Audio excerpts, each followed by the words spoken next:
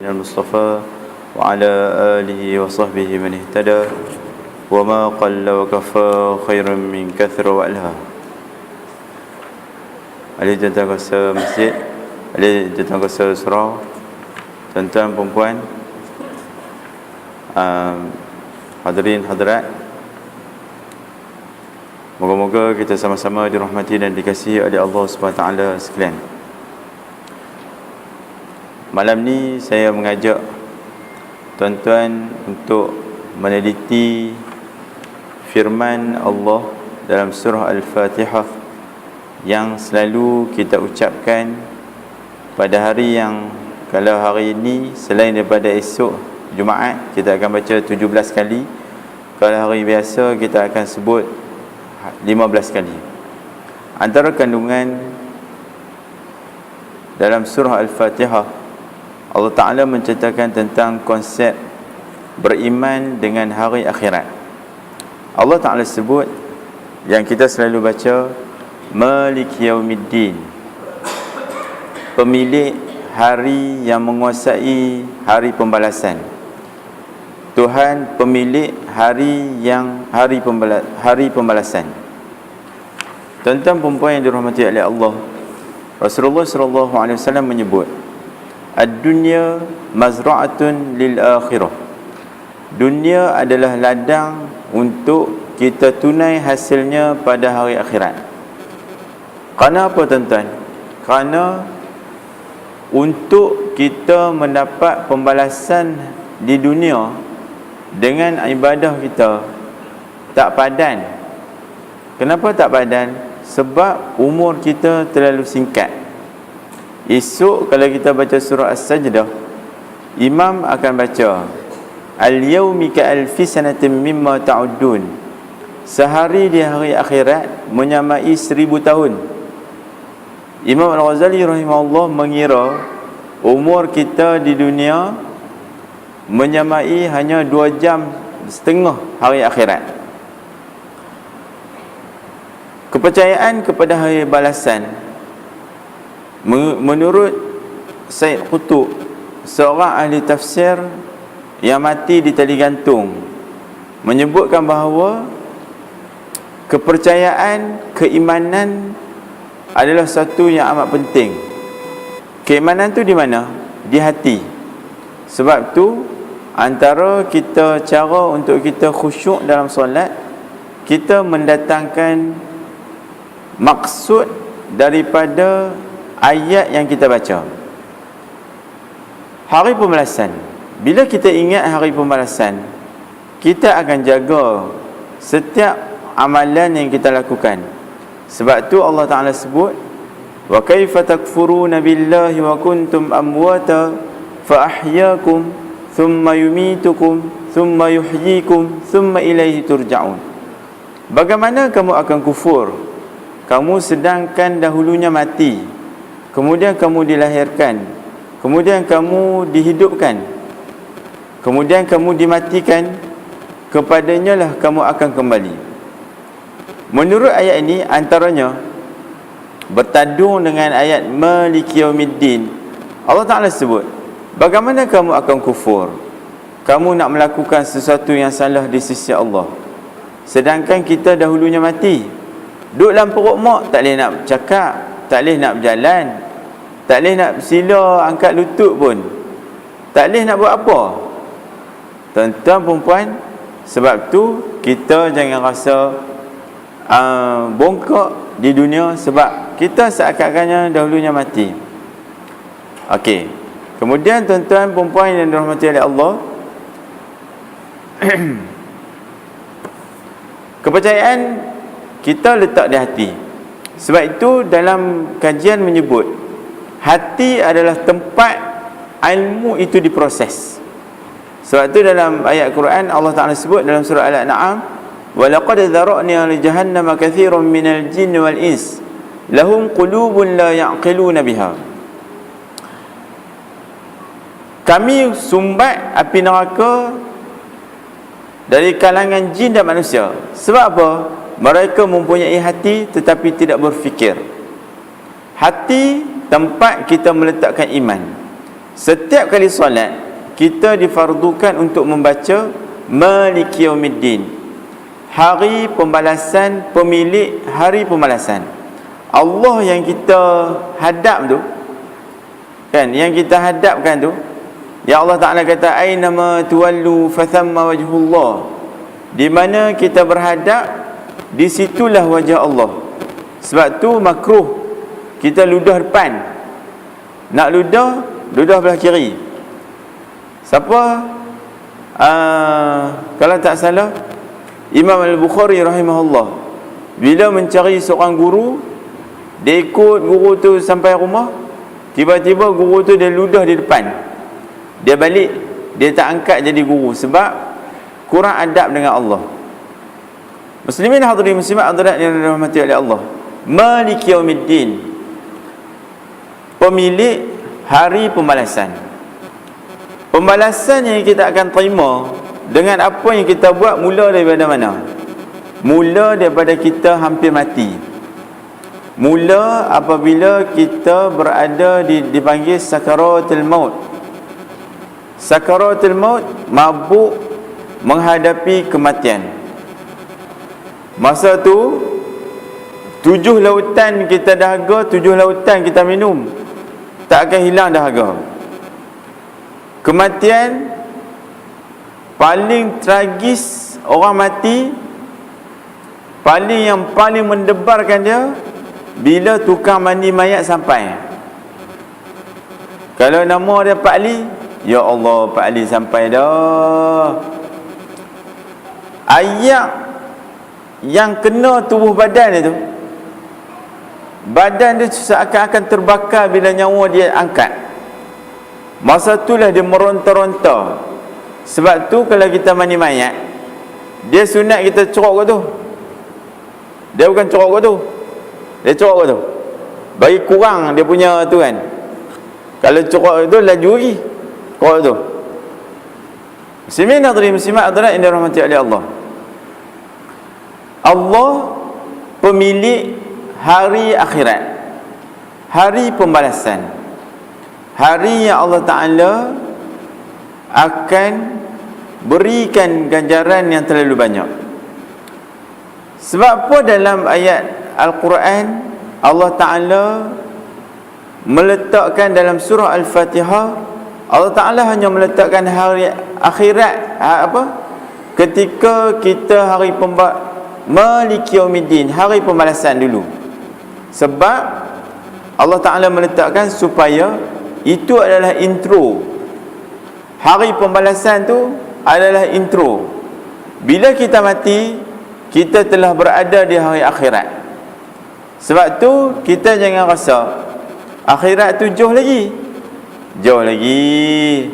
Tak jauh dah. Imam Al-Bukhari Imam As-Suyuti rahimahullah mengira umur manusia, umur dunia 700 tahun. 700 tahun. Lah ni dah 600 tahun lebih lah. Hanya beberapa puluh tahun lagi. Okey, jadi tak lambat dah. Dan yang paling dekat hari pembalasan adalah hari kematian kita.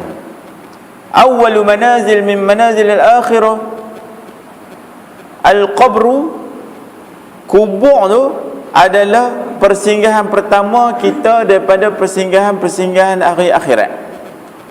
Sebab tu Allah Ta'ala kata Aynama kuntum yudrikkumul maut walau kuntum fi burujin musyayyadah. Bila kamu berada di dalam, di mana pun kamu berada, kematian itu akan mendapatkan kamu. Bermaksud kita dekat. Muslimin hadirin, kehidupan manusia tidak akan bergerak lurus di atas jalan Allah selagi kepercayaan pada hari pembalasan tidak wujud dalam pemikiran mereka. Tu Imam Syekh Qutb sebut kat kita, kita tak boleh nak straight, tak boleh berada dalam siratal mustaqim yang kita minta, ihdinas siratal mustaqim, kalau kita tidak komit dengan kepercayaan, keimanan dengan hari akhirat. Kemudian orang yang beriman kepada alam akhirat dan orang yang ingkarkan alam akhirat tidak mempunyai titik persamaan dari segi perasaan, akhlak, kelakuan dan tindakan. Dia takkan sama sebab dia selalu fikir apa yang Allah Ta'ala akan bagi apa ganjaran kat dia. Muslimin hadirin, antara akhirat, dunia yang kita akan hadapi antaranya al-mahsyar, hari pertemuan. Para tuan guru menyebut, kenapa dalam hari akhirat Allah Ta'ala letak nama yang banyak. Ada Allah Ta'ala kata hari yaumul qiyamah. Dalam surah Fatihah Allah Ta'ala sebut yaumiddin, hari pembalasan. Yaumal jaza, hari pembalasan. Yauma yujza kulla nafsin, hari dibalas, diberikan pembalasan. Kenapa nama yang banyak? Para ulama menyebut supaya kita dapat sesuai dengan hati kita yang mana kita gerun. Kalau kita rasa hari akhirat, hari yang terakhir, kan, hari terakhir, tak ada hari dah, kita akan berada hari akhirat sampai bila-bila. Bila-bila tu bila? Sampai bila-bila. Yalah, bila-bila tu bila? Sampai bila-bila. Tak ada lah. Muslimin hadirin muslimat hadirat yang dirahmati oleh Allah, kita kena gerun. Allah Ta'ala kata hari Allah Ta'ala himpun, yaumul mahsyar. Allah Ta'ala himpun daripada mula kejadian manusia sampai hari dekat hari akhirat. Sebab tu orang yang Allah Ta'ala, orang yang malu, dia akan malu sampai luruh kulit muka dia. Dia bukan malu menyorok belakang orang, tak. Sebab Imam Al-Qurtubi dalam kitab dia Tazkirah bi ahwalil maut wal hayatil akhirah, hari kiamat dia adalah satu padang yang lapang, yang tak ada lubang, yang tak ada tempat tinggi, yang tak ada tempat rendah. Tak boleh nak berlindung. Sebab itulah Ustaz Said Qutb menyebut dalam kitab dia Tafsir fi Zilalil Quran, orang yang beriman yang ada dia panggil belief system, sistem keimanan atau sistem kepercayaan dalam diri dia. Orang tu dia akan tak sama dari segi perasaan, akhlak dan kelakuan serta tindakan dia. Muslimin hadirin muslimat hadirat yang dirahmati oleh Allah, surah Fatihah mula dengan puji-pujian bagi Allah. Kemudian disebutkan tentang dua sifat yang paling penting yang ada pada Allah, yang paling utama. Kemudian Allah Ta'ala sisipkan konsep kita berserah diri kepada Allah. Dua benda, iyyaka na'budu wa iyyaka nasta'in. Dari segi rupa, dari segi susunan huruf, menunjukkan bahawa hanya semata-mata Allah yang kita abdikan diri. Kadang-kadang bila diterjemahkan kepada Allah yang kami sembah, dia nampak semayang ya. Sepatutnya dia letakkan ibadah tu pengabdian diri kepada Allah. Bila sebut pengabdian diri kepada Allah, dia meliputi semua benda. Daripada mula kita bangkit tidur sampai kita nak tidur balik. Daripada kita nak beli gula-gula sampai kita memerintah negara. Daripada kita uruskan duit 10 sen, 20 sen sampailah 30 bilion, 20 bilion. Semua itu adalah ibadah kepada Allah. Sebab itulah Islam yang disebutkan oleh para ulama nizamun syamil yatanawalu mazahiratul hayati jami'ah, suatu peraturan kehidupan yang merangkumi, meliputi seluruh kehidupan. Seluruh kehidupan. Okey. Iyyaka na'budu, kepada Allah semata-mata yang kita abdikan diri.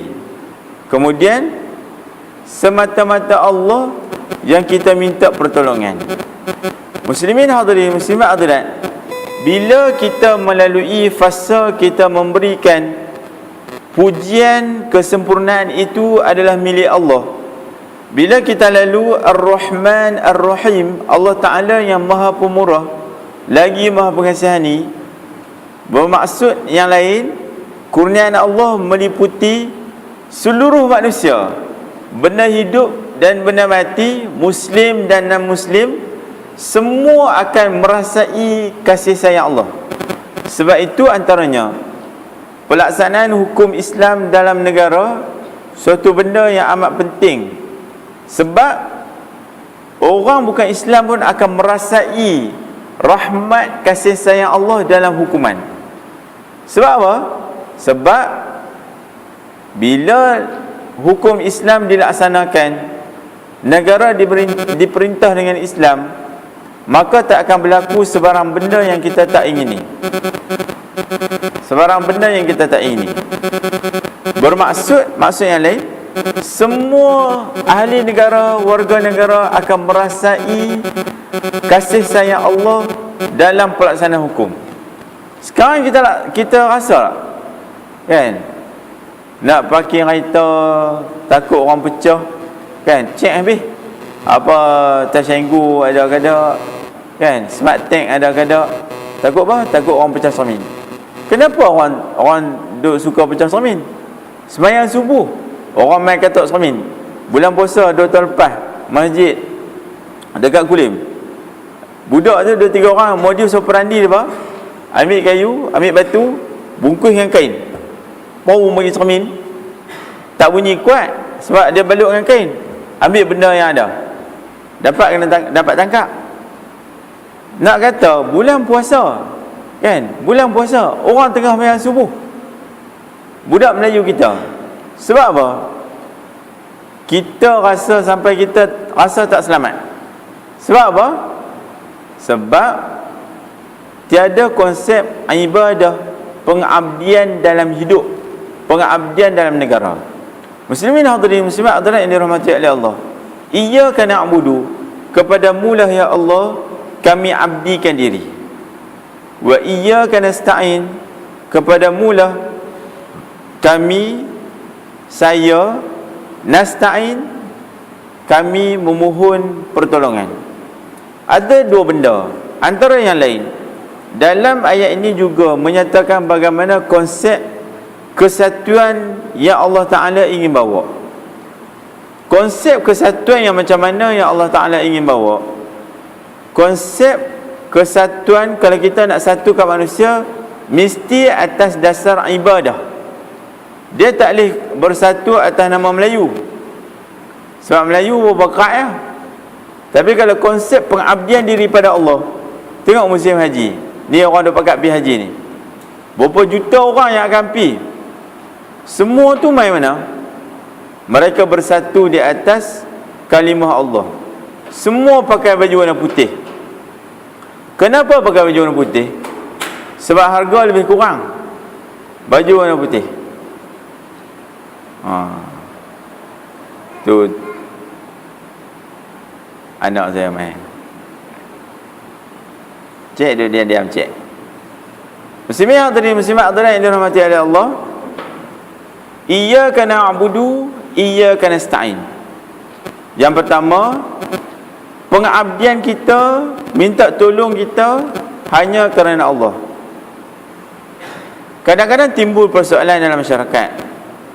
Bila sakit baca Yasin, bila mati baca Yasin, pi ziarah kubur orang soleh minta doa. Salah ke tak salah? Tak salah. Pasal apa tak salah? Sebab mohon kerana Allah, mohon kepada Allah berdasarkan perantaraan orang tu. Kita pergi kubur siapa? Kita pergi kubur Imam Asy-Syafi'i rahimahullah. Dekat satu tempat dia panggil Gaza. Ada pendapat kata Gaza tu di Mesir, ada pendapat Gaza tu di Gaza, di Palestin. Okey. Kita pergi, kita doa apa? Ya Allah, dengan kemuliaan yang kamu pernah berikan kepada Imam Asy-Syafi'i, tolonglah perkenan hajat kami macam ni. Salahlah dengan iyyaka nasta'in, kepadamu lah ya Allah kami minta tolong. Tak salah. Sebab apa? Kita guna perantaraan. Macam kita nak masuk istana, nak buat kuari, kan, nak ambil pasir, nak pergi jumpa Pak Halim Agung, Tengku Abdul Halim, terus siapa nak layan? Kena pergi cari dulu pupu sepapat dia, kan. Duk pi dak istana nak bukit, duk pi. Tolong Ustaz. Kita minta tolong. Yang tak boleh tu macam mana? Kita merayu, kita minta kat orang soleh tu. Ada pendapat kata, pi minta apa dia pun mati dah. Jangan. Tengok dalam surah Ali Imran, balhum ahya, mereka itu hidup macam mana? Inda rabbihim, di sisi Tuhan mereka. Iyyaka na'budu, bagi Allah yang kita sembah, bagimu-lah ya Allah kami abdikan diri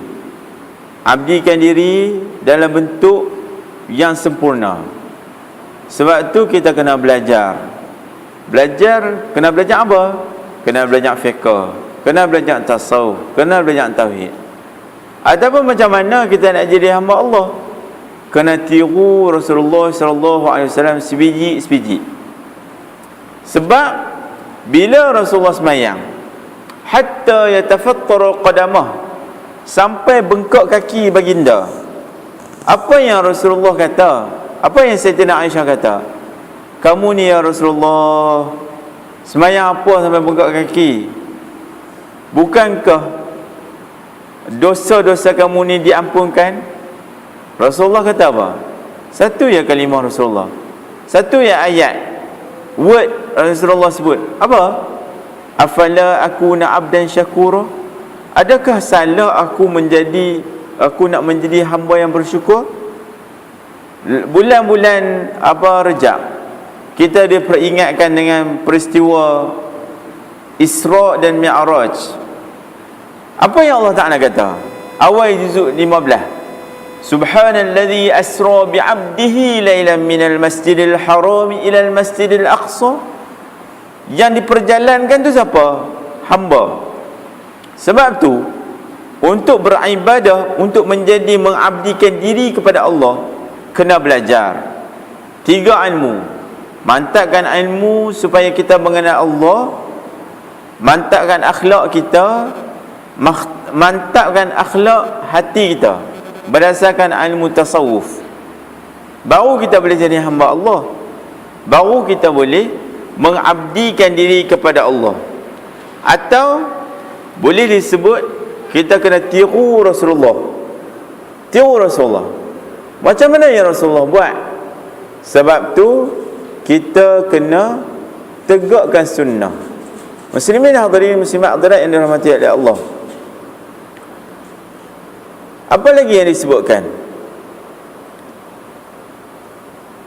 Dalam kita meletakkan iyyaka na'budu dengan iyyaka nasta'in, dia ada satu benda yang amat hebat yang disebut sebagai akidah. Akidah tu menatang apa? Orang Tara selalu kata menatang, kan? Hampir cari menatang apa? Semua menatang. Yang duk teringat menatang apa? Semua menatang. Menatang yang bukan jenis binatang. Akidah tu apa? Akidah itu ialah ikatan. Ikatan kita dengan Allah dipanggil akidah. Kalau dalam nikah kahwin, dia panggil akad. Akad tu apa? Ikat pengantin lelaki dengan perempuan. Ikat dengan apa? Ikat dengan ijab dan qabul. Ijab apa? Ikat dengan apa? Ikat dengan mahar. Ikat dengan apa? Ikat dengan wali dan saksi. Tu tak boleh nak terongkai mudah-mudah. Aqidah, aqad, akad, jual beli, dia ada akad. Aqidah, ikatan kita dengan Allah, Macam mana kita mengakui Allah Ta'ala semata-mata yang paling layak disembah? Lagi, Allah Ta'ala ialah yang Rasulullah sallallahu alaihi wasallam sebagai utusan Allah. Sebab tu kita bila kita zikir la ilaha illallah, la ilaha illallah, hati ni jangan kosong. Jangan kosong. Kalau tak kosong nak buat apa? Bila sebut la ilaha illallah, Allah sahaja Tuhanku, bisik kat hati tu. Kalau nak bergerak, la ilaha illallah, kan? La ilaha kita nafi, ilaha Allah tu Tuhan tu tak ni, illallah, kan? Dan ni duk galuk kat belah-belah tu, duk galuk dengan TMJ, kan? Ketang belah-belah, tu ikut dia, kan? Tapi dalam bergerak, dalam gerakan dipanggil gerakan sufi, dalam kita berzikir, dia ada gerakan-gerakan yang tertentu. Bukan boleh ikut suka kita, kan? Bila kita la ilaha illallah, Allah sahaja Tuhanku, kita ada bisik tu. Bila kita sebut subhanallah, maha sucimu ya Allah, alhamdulillah, puji-pujian bagimu ya Allah, Allahu akbar, Engkau yang maha besar ya Allah. Muslimin hadirin muslimat hadirat yang dirahmati oleh Allah, kuasa manusia dalam ayat ni dia cerita tentang dua benda. Antaranya disebut sebagai Allah tu sebagai ma'bud, sebagai tempat yang kita sembah, lagi tempat kita minta tolong. Okey, bagi seorang Muslim, kuasa-kuasa manusia terbahagi kepada dua jenis. Satu, kuasa yang mendapat hidayah, yang beriman kepada Allah dan menurut jalan Allah. Kuasa inilah yang harus disokong olehnya dan diberi kerjasama untuk kebajikan, kebenaran dan kebaikan. Okey, kuasa untuk mendapat hidayah bermaksud manusia dia boleh dapat hidayah dengan bantuan orang lain. Bantuan orang lain. Apa hidayah? Dia panggil apa? Al-quwwatu ila al-ibadah, kekuatan untuk melakukan ibadah. Itu hidayah. Satu lagi kuasa, kuasa yang sesat, yang tidak mempunyai hubungan dengan Allah, yang tidak mengikut jalannya. Okey, manusia disebutkan oleh Tuan Guru Syekh Syed Qutub dalam kitab dia ni, manusia ni Allah Ta'ala jadikan siap-siap boleh buat ibadah, boleh jadi hamba Tuhan, boleh jadi tak hamba Tuhan. Lepas tu kita kena pilih. Sebab tu dia ada ikhtiyari dengan ittirari. Sebab tu kita kena minta iyyaka nasta'in, kepadamu lah ya Allah kami minta tolong. Tolong apa? Tolong antaranya suruh, bahasa utara kata pedur. Pedur hati kita tu. Pedur ni kamu dia orang bahasa tak boleh nak terjemah je, kan? Nak terjemah apa pedur? Bimbing. Bimbing tak pedur. Pedur dia dahsyat daripada bimbing, kan?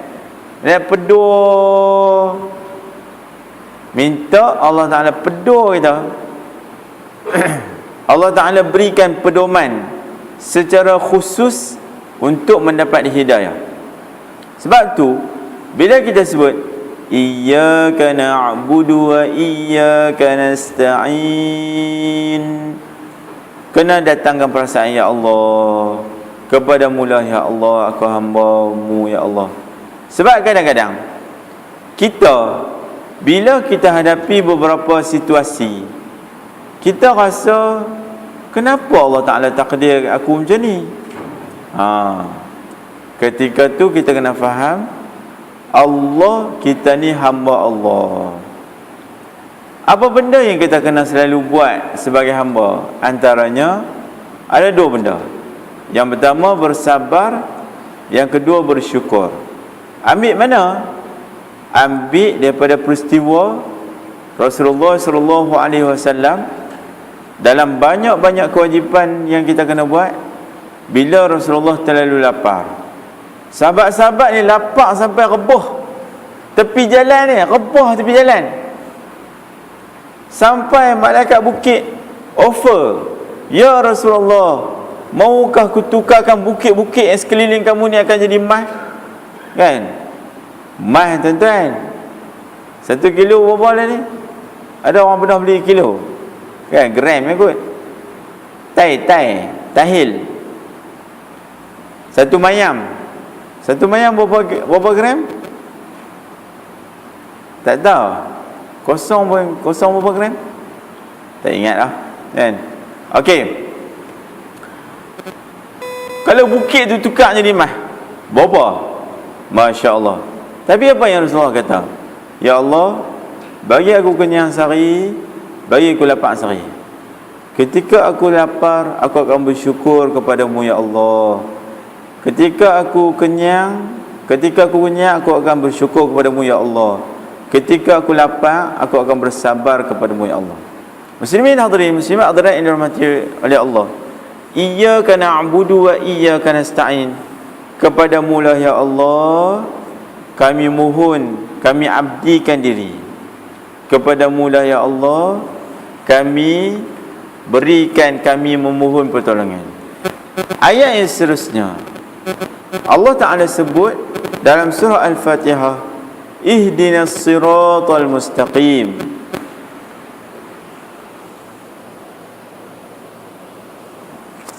Ihdinas siratal mustaqim. Tunjukkanlah kami jalan yang lurus. Tuan-tuan, jangan sampai tak tahu. Semua ayat, kebanyakan ayat dalam surah Fatihah membawa maksud bersama. Tunjukkanlah kami. Nasta'in, kami memohon pertolongan. Menunjukkan bahawa kita bukan kita yang mulakan syariat, tetapi kita adalah penyambung syariat Allah. Syariat daripada para Nabi Adam AS sampailah dekat nak kiamat. Ihdinas siratal mustaqim. Sebab tu kalau kita berjuang menegakkan kalimah Allah, kita kena teruk, kita kena faham, bukan kita saja yang kena macam ni, orang lain kena macam ni juga. Ihdinas siratal mustaqim. Kita minta apa setiap kali kita sembahyang? Kita minta hidayah. Hidayah ni mahal. Tahu mana mahal? Rasulullah kata, la an yahdiyakallahu imra'an khairum min humurin ni'am. Kamu boleh jadi penyebab untuk orang dapat hidayah seorang, lebih baik daripada kamu diberikan unta merah. 100 ekor unta, tak tentu kisah orang 1 ekor ada merah. Nak kata hebatnya unta merah, nak kata hebatnya kita kalau boleh menjadi penyebab kepada orang mendapat hidayah. Hidayah ni apa? Petunjuk. Apa yang kita minta kepada Allah? Ihdinas siratal mustaqim. Dalam ayat ni kita minta kita semua dapat hidayah. Sebab itu para ulama menyebut antara doa-doa yang diperkenankan oleh Allah, syarat-syarat untuk sesuatu doa diperkenankan, kita perlu doa untuk muslimin dan muslimat sama-sama. Tak boleh setakat doa kita seorang-seorang. Tu. Dalam Fatihah kita selalu sebut apa? Ihdinas siratal mustaqim. Ya Allah, tunjukkanlah kami jalan yang benar. Muslimin hadirin muslimat hadirat yang dirahmati oleh Allah. Jalan yang lurus ni jualan apa? Dalam ayat yang lain Allah Ta'ala kata apa? Siratal ladzina an'amta alaihim. Dalam ayat selepas tu, jalan yang engkau berikan nikmat ke atas mereka. Dalam ayat yang lain Allah Ta'ala kata, siratal ladzina an'amta 'alaihim minan nabiyyin was-siddiqin wasyuhada wa hasuna ulaika rafiqa. Jalan siapa? Jalan para nabi. Lagi jalan para orang-orang yang soleh, kan? Para soleh. Lagi jalan yang orang yang kita baik, jadikan mereka sebagai teman. Kita lah ni, dia duk jadi kalut, kan? Duk jadi kalut. Kalut pasal apa? Dia tak kenal pewaris para nabi. Siapa yang pewaris para nabi? Para tuan guru. Mereka lah para pewaris nabi. Bahkan disebutkan, kalaulah syaitan tidak boleh tidak boleh menyerupai para nabi, macam tu juga syaitan tak boleh menyerupai orang-orang yang soleh. Dia panggil wirathah, pewarisan tu sampai ke tahap tu. Sebab tu dalam kepimpinan, kalau kita tengok teori-teori kepimpinan yang dibawa berdasarkan Al-Quran dan hadis, antaranya yang disebutkan oleh Abil Farra dalam kitab dia Ahkam Sultaniyah, ataupun disebutkan oleh Imam Al-Mawardi. Orang yang memimpin tu siapa? Niyabatul Anbiya, pewaris para nabi. Siapa yang pewaris para nabi? Para ulama. Sebab tu kadang-kadang kita kena ingat, kan? Kadang-kadang, ialah bukan semualah, ada setengah golongan agama yang lekeh, kan? Rusak agama yang lekeh, kan? Kain pun tenggelam, ada apa? Ada peta bertam, kan? Tak sedekah, duk baca kitab sambil isap rokok daun. Tapi ilmu mereka adalah ilmu yang diwariskan daripada para nabi. Jadi orang yang mempelajari agama adalah orang yang paling layak untuk dijadikan pemimpin. Jangan petikai, kan? Yang nombor satu, mesti orang yang memahami hukum. Sebab tu syarat yang diletakkan oleh para ulama, seseorang pemimpin dia mesti ahli al-halli wal aqdi, seorang yang memahami nas syarak dan mampu untuk memberikan penyelesaian masalah, kan? Apa masalah pun dia boleh mampu. Contoh, macam mana nak kurangkan subsidi, dia kena fikir, kena panggil orang ekonomi. Apa benda yang paling penting dalam sesebuah negara? Yang paling penting dalam sesebuah negara adalah qut, makanan asasi. Kenapa kita kos sara hidup kita makin meninggi?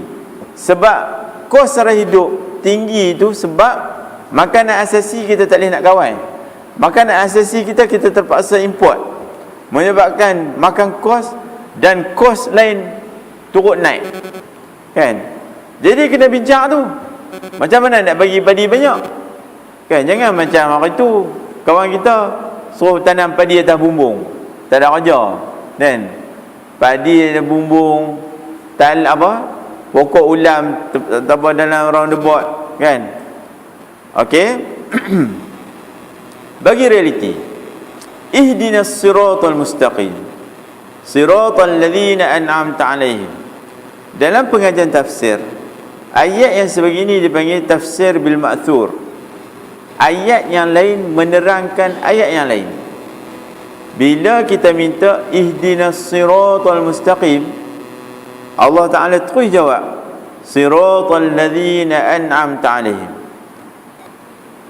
Jalan yang kita diberikan nikmat ke atas mereka. Nikmat apa yang paling besar? Di dunia, nikmat yang paling besar adalah nikmat iman dan nikmat Islam. Di akhirat, nikmat apa yang paling besar? Orang lelaki kata bidadari, orang perempuan kata bidadara. Yang puan lelaki sangat, agaknya bidadara, kan? Wal'aizbillah, kalau perempuan masuk syurga, suami dia tak masuk, bukan salah dia, Allah Ta'ala akan bagi bidadara kat dia. Ataupun Allah Ta'ala akan cuci suami dia tu sampai layak masuk syurga. Kan? Kalau mati tak ada kahwin, Allah Ta'ala akan kahwinkan ahli syurga yang mati dalam keadaan bujang. Okey. Nikmat yang paling besar adalah nikmat iman dan Islam. Nikmat di syurga, nikmat yang paling besar adalah melihat Allah. Macam mana kita lihat Allah? Allah Ta'ala bagi alat yang lain untuk lihat Allah. Macam kita tengok kuman.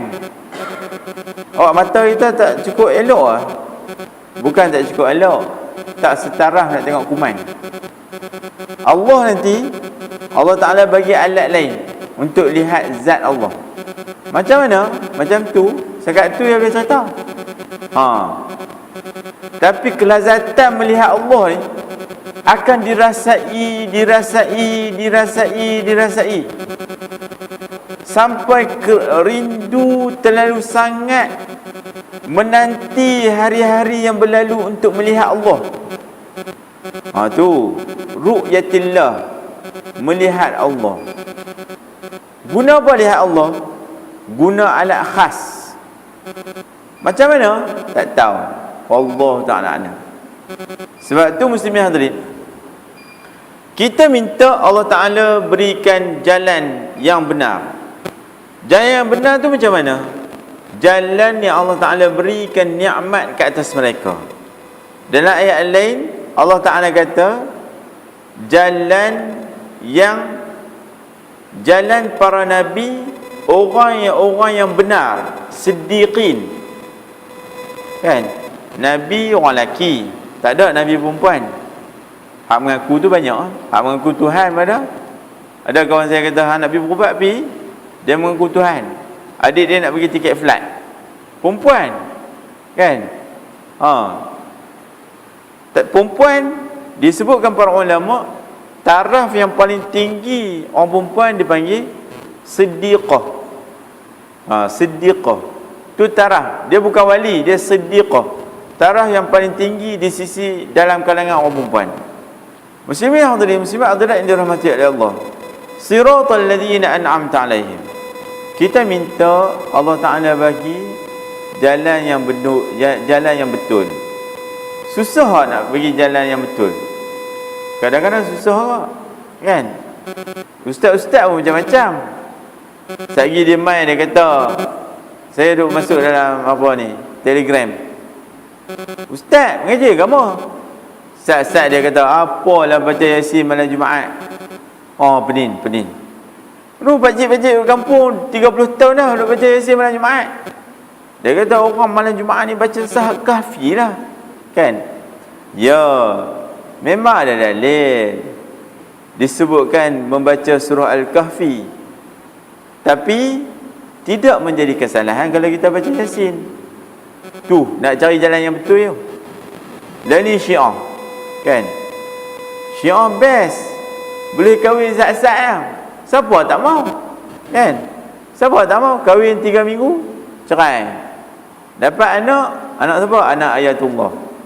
Senang kan? Tentang perempuan yang dirahmati oleh Allah, penin kita. Dia main kata hantar tak? Sebenarnya Sayyidina Aisyah tu yang racun Rasulullah. Betul kan ni? Betul. Ustaz aku kata. Ya Allah ya Karim. Nak mencari jalan kebenaran tu susah. Kan? Sebab tu suatu istilah untuk kita, jangan terlalu melampau, jangan terlalu longgar. Kan? Bab kunut bincang ratus tahun dah. Syekh Abdul Qadir Al-Mandili perang dengan Abu Hasan Al-Asy'ari, Abu Hasan Al-Asy'ari nama kan? Mufti Perlis dulu tahun 60-an. Syekh Abdul Qadir Al-Mandili tulis kitab, hantar main Perlis tulis kitab balas Bimkah. Kan? Jalan kebenaran susah. Kau nak kata bid'ah, wirid lepas sembahyang bid'ah, semua bid'ah. Kan?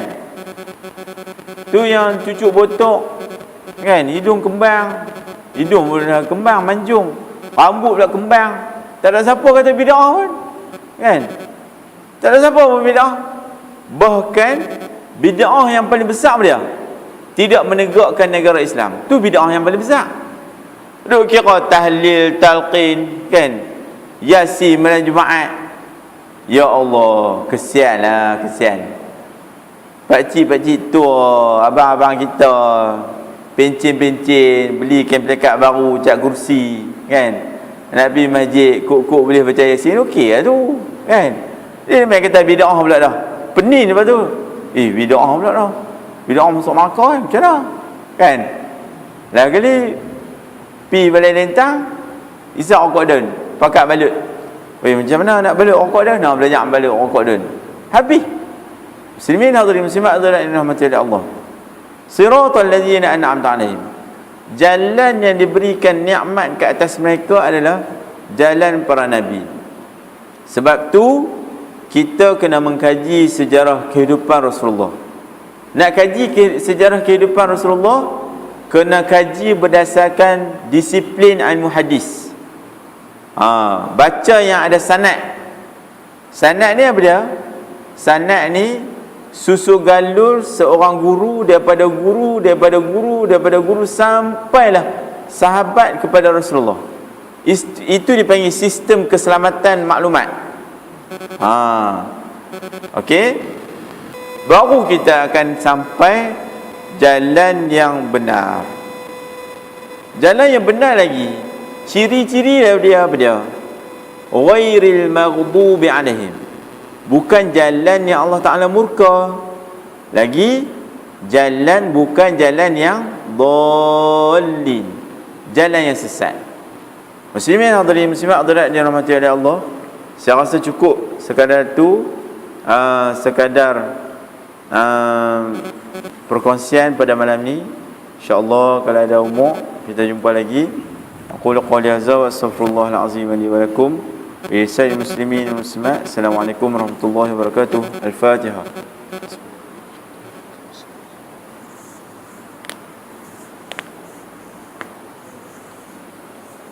Bismillahirrahmanirrahim. Allahumma salli ala sayyidina Muhammadin al-Fatih lima ughliq ناصر الحق بالحق والهادي إلى صراط المستقيم اللهم اهدنا واهد بنا واجعلنا سبيلا لمن اهتدى صلى الله على سيدنا محمد وعلى آل سيدنا محمد الحمد لله رب العالمين قبل الله منكم